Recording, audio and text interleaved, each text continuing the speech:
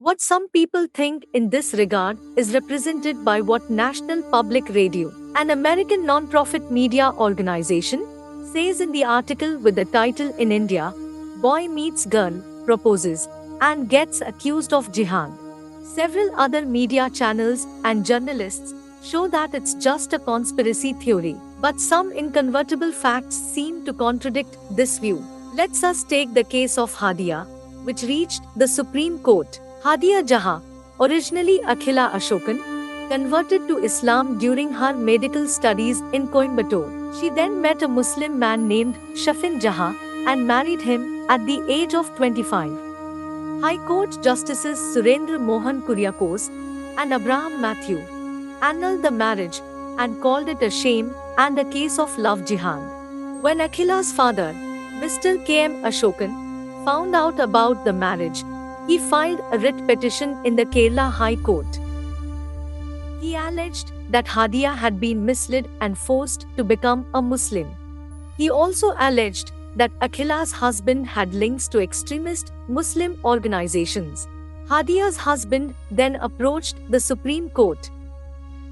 The bench was initially headed by Chief Justice Kheher, who took the extraordinary step of ordering the National Investigation Agency to investigate Hadia's marriage and its love jihad angle.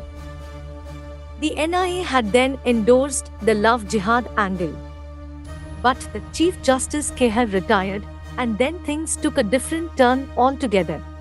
In 2018, India Today had released a sting operation which lifted the veil of Kerala's non-profit organization Popular Front of India over conversions. Among other things, the release said, National Investigation Agency interrogated the NGO's women's wing head Janba A.S. and Shafin Jahan. The man who married Hadia Akhila was suspected of having terror links with the IS. In July 2008, the Allahabad High Court accepted love jihad as a reality and itself cited several examples of it. You may well ask, is it only the Hindus that are agitated over love jihad? Not at all. Christians, another minority in India, have also been repeatedly warning their community against the menace of love jihad. Many Christian religious leaders have spoken about how Christian girls have been trapped in relationships with Muslim men in a systemic manner, only to be brainwashed into becoming ISIS terrorists. Are we saying all non-Muslim Muslim marriages are love jihad? No. We are saying, look at the motivation behind the marriage. Is such a marriage driven by love or a desire of the man to force a weak, lovesick woman into submission for the purpose of her conversion? The answer to this question would tell you what is what. It is the decision time now. We have placed before you both the sides of the debate.